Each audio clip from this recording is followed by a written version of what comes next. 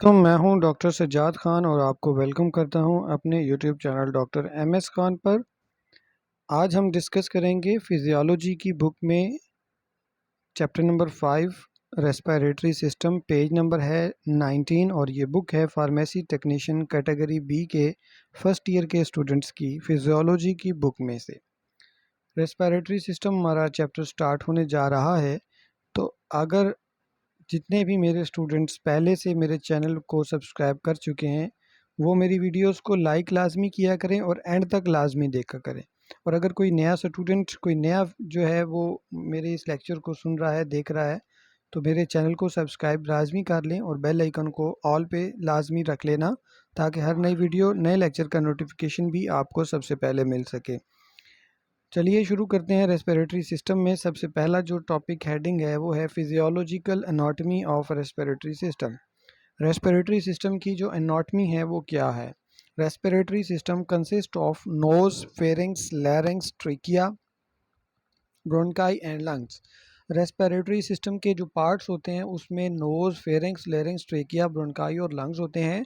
From the clinical point of view, clinical नुक्ता नज़र से respiratory system is divided into two tracts, upper respiratory and lower respiratory tract. और जो respiratory tract होता है उसके दो जो हैं वो होते हैं टाइप्स, एक अपर और दूसरा लोअर। अपर रेस्पिरेटरी ट्रैक में आ जाते हैं नोज, फेरिंग्स और एसोसिएटेड स्ट्रक्चर्स, और लोअर में आ जाते हैं हमारे लैरिंग्स, ट्रेकिया, ब्रोंकाई एंड लंग्स वगैरह। ये छोटी सी जो है वो एनाटॉमी ऑफ रेस्पिरेटरी सिस्टम में 5 नंबर का लॉन्ग क्वेश्चन आता है और इसमें से एमसीक्यूज भी बन सकते हैं बहुत सारे। नेक्स्ट है जी फिजियोलॉजी ऑफ रेस्पायरेशन। रेस्पायरेशन जो है वो कैसे होती है, यानी कि सांस लेने का जो अमल है वो नॉर्मली कैसे होता है। तो प्रिंसिपल पर्पस ऑफ रेस्पिरेशन जो है वो क्या है। Purpose is to supply oxygen to the tissues. Tissues को ऑक्सीजन की सप्लाई देना और टिश्यूज़ में से कार्बन डाइऑक्साइड को रिमूव करना, ये रेस्पिरेटरी सिस्टम का जो है वो फंक्शन होता है। रेस्पिरेशन को 4 फेजेस में डिवाइड किया गया है। पहला है पल्मोनरी वेंटिलेशन, दूसरा है diffusion of oxygen and carbon dioxide between alveoli and blood, और तीसरा है transport of oxygen and carbon dioxide in the blood to and from the cells, और चौथा फेज़ है रेगुलेशन ऑफ वेंटिलेशन। तो इस तरह 4 फेजेस में ये इवेंट जो है कंप्लीट होता है। इसके जो रेस्पिरेशन है इसमें 4 इवेंट्स होते हैं। सबसे पहला है पल्मोनरी वेंटिलेशन। पल्मोनरी वेंटिलेशन में 2 वर्ड्स हैं, पल्मोनरी एंड दूसरा है वेंटिलेशन। पल्मो का मतलब होता है लंग्स और वेंटिलेशन का मतलब होता है breathing. This is the inspiration यानी कि इनफ्लो एंड एक्सपीरेशन यानी कि आउटफ्लो ऑफ द एयर, हवा का अंदर दाखिल होना और बाहर जाना, between atmosphere and lungs, lungs और एटमॉस्फेयर के दरमियान। ये कहने का मतलब है कि जो पल्मोनरी वेंटिलेशन होती है इसमें हमारे फेफड़े और जो बाहर की इन्वायरमेंट है वहाँ से एयर जो है इन एंड आउट होती है। अदर वर्ड्स में पल्मोनरी वेंटिलेशन में be defined as inflow and outflow of air between the atmosphere and the alveoli of the lungs. Lungs के अंदर होते हैं अल्वोलाई, छोटे छोटे जो है हवा की थैलियाँ होती हैं उनको अल्वोलाई कहते हैं। तो जो हमारे एटमॉस्फेयर में हवा होती है ना, वो सांस जब हम अंदर लेते हैं तो वो हवा जो है अल्वोलाई में भर जाती है, और जब हम सांस बाहर निकालते हैं तो फिर वो अल्वोलाई में से हवा बाहर निकल जाती है। In the process of ventilation an important factor called pressure gradient exists। और जब भी हम सांस लेते हैं या सांस को बाहर निकालते हैं तो उसमें प्रेशर ग्रेडियंट लाजमी बनता है, जिसकी वजह से एयर जो है वो लंग्स के अंदर भी दाखिल होती है, उससे बाहर भी निकलती है। Air moves into lungs when pressure inside the lungs is less than that of atmospheric pressure. Air lungs के अंदर तभी जाती है जब एयर का प्रेशर लंग्स के अंदर कम होता है, ज़्यादा से कम की तरफ आएगी। बाहर प्रेशर ज़्यादा होता है, लंग्स में कम हो जाता है, तो फिर एटमॉस्फेयर से एयर जो है वो लंग्स में चली जाती है। और इसी तरह इसके अपोजिट है कि एयर जब लंग्स से बाहर निकलेगी तब लंग्स के अंदर प्रेशर एयर का ज़्यादा हो जाएगा और एटमॉस्फेरिक प्रेशर कम हो जाएगा। यहाँ पे एमसीक्यूज आ जाता है। इंस्पिरेशन और एक्सपायरेशन का मतलब क्या है? इंस्पायरेशन का मतलब है एयर का लंग्स के अंदर जाना और एक्सपिरेशन का मतलब है एयर का लंग से बाहर निकलना। इसमें जो मैकेनिज़्म होता है वो इंस्पिरेशन एंड एक्सपिरेशन का मैकेनिज़्म है। 9th-10th में आप पढ़ चुके हैं, वही वाला आप कर लें तो ज़्यादा बेहतर होगा, ये ना करें। पल्मोनरी वॉल्यूम बड़ा ही इम्पोर्टेंट ये टॉपिक है। इसमें से बहुत सारे एमसीक्यूज बनते हैं कि जो हमारा लंग्स है उसमें कितनी एयर जो है वो मैक्सिमम आ सकती है और वो कितना एयर से भरता है और कितना एयर से खाली होता है। सारी जो है ना वॉल्यूम्स अभी आपको बताऊंगा। सबसे पहला है टाइडल वॉल्यूम।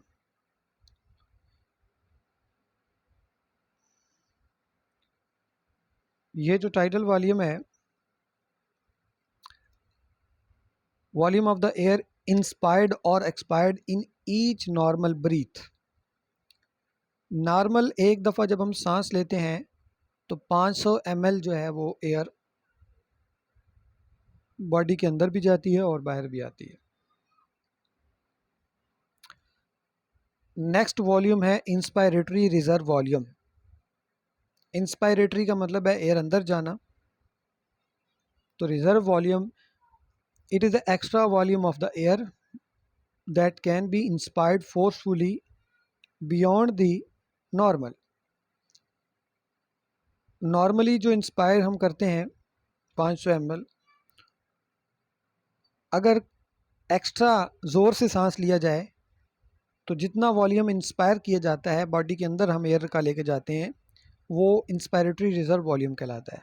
वो तकरीबन कितना है वो आपके सामने वैल्यू लिखी हुई है, मैंने इसको हाईलाइट कर दिया, 3000 ml। एक्सपायरेटरी रिजर्व वॉल्यूम ये वो वॉल्यूम होता है जिसमें हम एक्सपायर करते हैं एयर को फोर्सफुली, ज़ोर लगा के जब हम सांस लेते हैं ना, बाहर निकालते हैं, तो उसमें जो वॉल्यूम है वो 1100 ml का जो वॉल्यूम होता है। ये एमसीक्यूज में आते हैं volume. Residual volume it is the volume of the air still remaining in the lungs after forceful expiration. और ये वो वॉल्यूम होता है रेजिडुअल वॉल्यूम जब हम ज़ोर से सांस बाहर निकालते हैं और जितनी एयर बाहर निकल गई और बाकी एयर जो लंग्स के अंदर रह जाती है वो रिजर्व, वो जो वॉल्यूम है वो रेजिडुअल वॉल्यूम है। यानी कि बाकी जो बच जाता है जो ज़ोर लगा के भी नहीं निकलता वो है 1200 ml।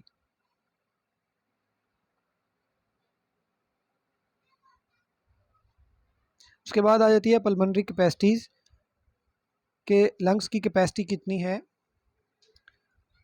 ठीक है, अब इसमें दो तरह के या दो से ज़्यादा वॉल्यूम्स को हम प्लस करते हैं जब हम कैपेसिटी निकालते हैं।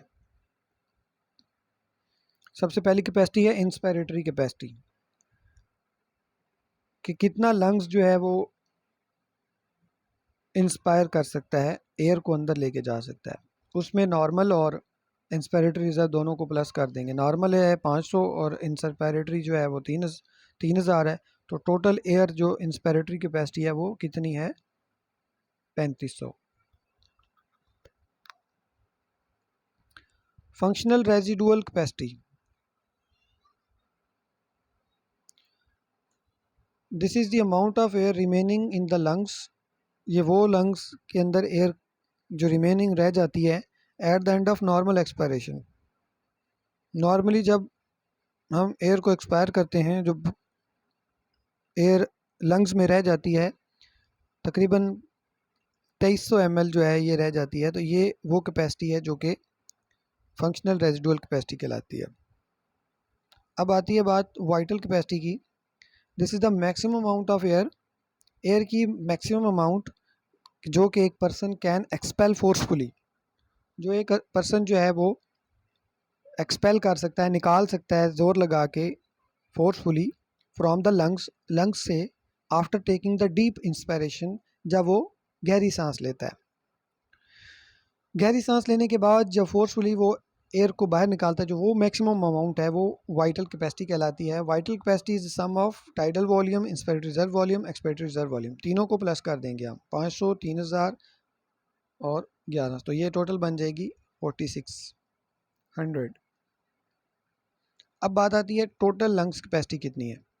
टोटल लंग्स की कैपेसिटी जो है ये मैक्सिमम जो एयर हम लेकर जा सकते हैं, जिसमें टाइडल वॉल्यूम भी आएगा, inspiratory reserve volume, expiratory reserve volume भी आएगा और इसमें रेजिडुअल वॉल्यूम भी आ जाएगा। तो ये टोटल बनता है 5800 ml।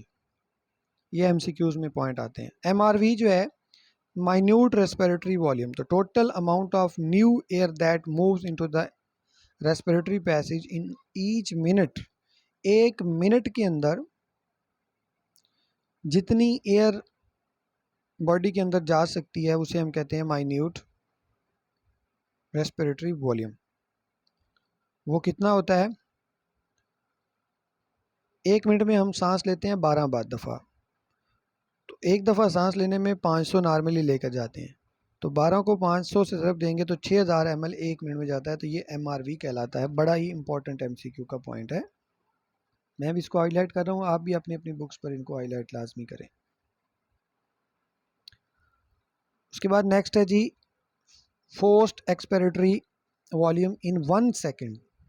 एक सेकंड में जो वॉल्यूम एक्सपायर किया जाता है एयर का, एयर जो हम बाहर निकालते हैं फोर्स के साथ, एक सेकंड में जो करते हैं वो कितनी हो सकती है? तो उसका जो है वो हमारे पास वैल्यू है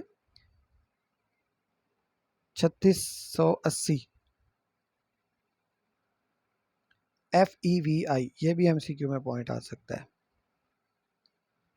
ये 90 to 80% का लिखा हुआ है, इसको भी देख लेते हैं, एक दफ़ा रीड कर लें इसको। This is the volume of the air expelled during the first second of forced expulsion after maximum inspiration। Maximum inspiration के बाद जो फोर्सफुली हम पहले सेकंड में निकालते हैं वो। This is the very useful test for the diagnosis of obstructive lung disease. और अगर कोई एम्फीसीमा, कोई दमा वगैरह हो तो उसको चेक किया जाता है। It is 80% to 90% of vital capacity. और जो ये FEVI होता है ये वाइटल कैपेसिटी का 80 से 90% हिस्सा होता है। वाइटल कैपेसिटी कितनी है? वाइटल कैपेसिटी है 4600, तो 90% उसका 80 to 90% बनता है 3600 से 3680। तो ये था जी हमारी एक्सपिरेटरी और इंस्पिरेटरी रिजर्व वॉल्यूम के बारे में। उसके बाद नेक्स्ट है जी physiological variation of vital capacity. जो वाइटल कैपेसिटी है वो नॉर्मली किस वक्त चेंज होती है? नॉर्मल तो जो होती है वो एज वाइज बच्चों में और ओल्ड में वाइटल कैपेसिटी जो है वो कम होती है। फीमेल्स में 20% कम होती है। जिनकी हाइट जो है वो ज़्यादा होगी उनकी वाइटल कैपेसिटी भी ज़्यादा होगी। एक्सरसाइज ज़्यादा करेंगे तो वाइटल कैपेसिटी बढ़ जाएगी। अगर हम खड़े होंगे तो वाइटल कैपेसिटी ज़्यादा होगी, और अगर हम लेटे या बैठे होंगे तो वाइटल कैपेसिटी कम होगी। प्रेगनेंसी में वाइटल कैपेसिटी कम हो जाती है क्योंकि प्रेशर जो है वो बढ़ जाता है। तो ये थे जी हमारे वाइटल कैपेसिटी के वाले से बड़े इंपॉर्टेंट टॉपिक। 5 नंबर का ये आ सकता है, पल्मोनरी कैपेसिटी को डिस्कस करें या पल्मोनरी वॉल्यूम को डिस्कस करें, या फिर आप ये mechanism of respiration. Mechanism of respiration मैं आपको दोबारा बता दूं, आपने 9th-10th वाला कर लेना, जो इंस्पायरेशन और एक्सपायरेशन का आप कर चुके हैं। 9th-10th की जो बायोलॉजी की बुक है ना, उसमें से भी आप कर सकते हैं। आज हमने डिस्कस किया है रेस्पिरेटरी सिस्टम के बारे में और काफ़ी कुछ हमने इसके बारे में डिस्कस किया है। उम्मीद है कि आपको लेक्चर अच्छा लगा होगा। लाइक कर लें और कमेंट में बताएं कि आपको लेक्चर में कोई कन्फ्यूजन है तो वो आप कर सकते हैं कमेंट के अंदर, या आप कमेंट में बताएं कि आपको लेक्चर की समझ कितनी आई है। दुआओं में याद रखें। नेक्स्ट लेक्चर मिलते हैं हम नेक्स्ट वीडियो में। तब तक के लिए अल्लाह हाफिज़। पाकिस्तान जिंदाबाद।